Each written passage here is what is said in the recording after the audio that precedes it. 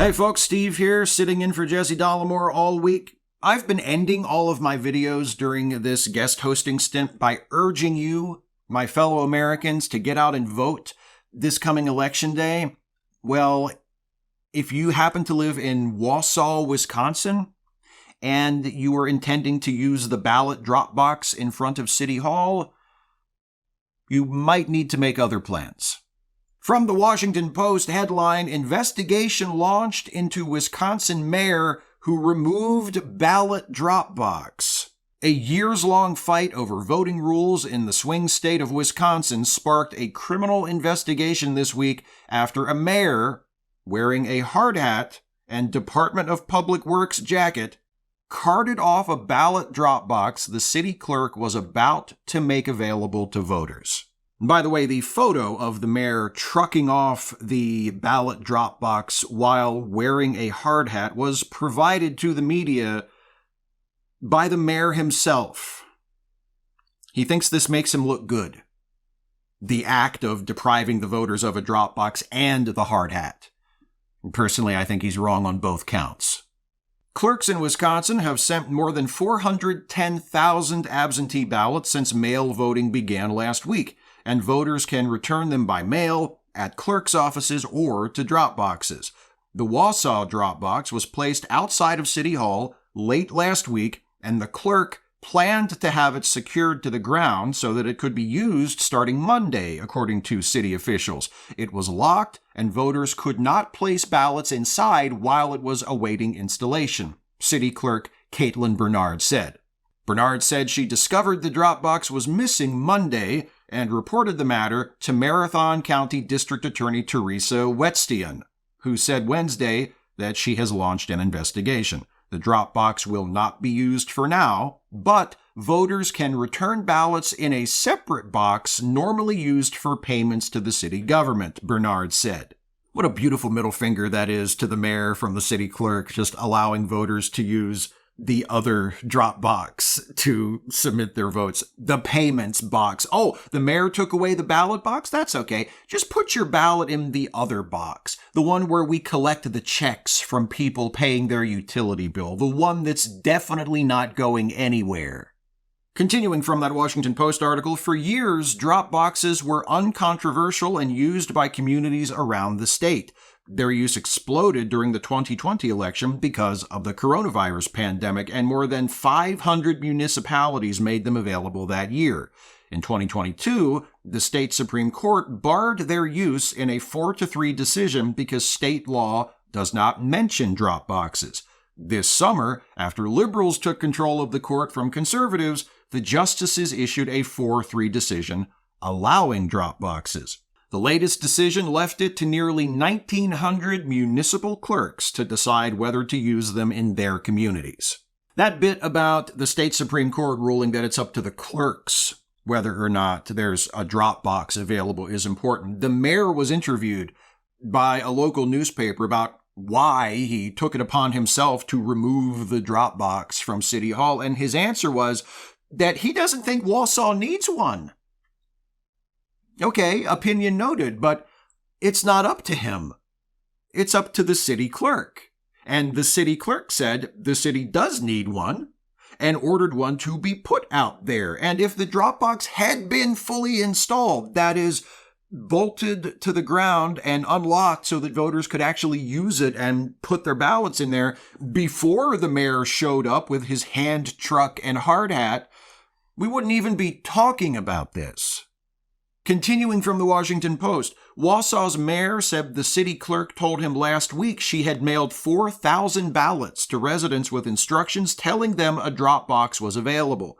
She informed him the city attorney had told her she did not need to get the city council's permission to use the Dropbox, Diny said. Diny is the mayor, by the way.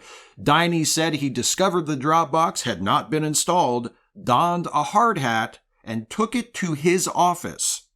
That may seem a little silly, he said in reference to the hard hat, but I was memorializing the event because I was taking a stand that this decision by the state Supreme Court is not clear. Taking a stand that the decision by the court is not clear? I think your reason for taking a stand is what's not clear. It seems pretty clear to most people in the state. Most other city officials in Wisconsin seem to have found it clear enough. It's up to the city clerks. Some city clerks have opted to use drop boxes for ballots. Some have not. By the way, according to this Washington Post article I've been reading from, most of the places in Wisconsin where they've decided not to use drop boxes are controlled by Republicans. Republicans who, I don't know, maybe if they were in Mayor Diny's situation, they would have chosen to take a similarly brave stand. What a courageous stand that Mayor Diny has taken. Don't you think? It belongs in the Hall of Fame of brave American political stands. Why, think about the Freedom Riders taking a stand against racism and against segregation. Think about the student protesters taking a stand against the Vietnam War, or the more recent student protesters taking a stand against American support of the Israeli assault on Palestine and the innocent people of Gaza. And now, to those brave political stands from American history and many more, we can add the example of Mayor Diny from Wausau getting his hand truck and hard hat and making sure someone takes a picture of him while he wheels away a ballot drop box. Truly an American hero. Mayor Diny himself is technically not a Republican. The mayor in Wausau is officially nonpartisan, but he won election to the office with the support of the Republican Party. So he's an incognito Republican. He's a Republican in a nonpartisan outfit, or a rhino. Isn't it telling how often it's the Republicans who are responsible for stunts like this? I'm not going to claim that Democrats are completely innocent, or that Democrats are always above trying a dirty trick to win an election. But overall, especially lately, if you see a story about thousands of voters having their registration purged, it's a Republican that did that. If you see a story about early voting being curtailed or canceled outright, especially in low-income or majority non-white areas, it's a Republican that did that.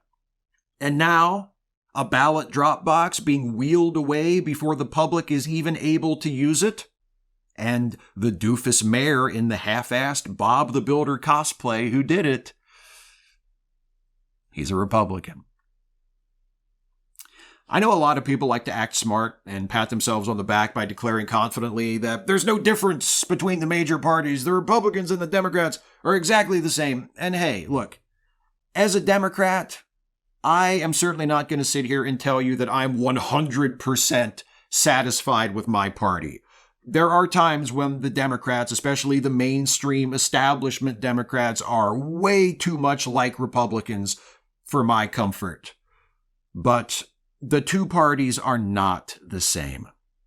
They differ in significant ways, ways that matter, ways that make a difference in your life. And a big way in which they differ is this. One party wants you to vote, and the other party doesn't. And that should tell you something about how each party views your vote, and which party you'd best be served by giving it to.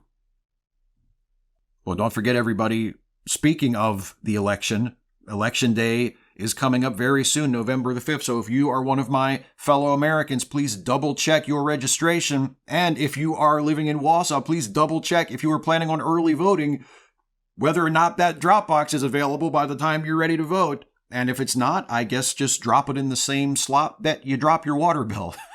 Problem solved. But however you intend to vote, please make sure you know how you're going to vote. Double check that registration. If you can do more than vote, please by all means do that. But at the very least, on November the 5th, vote.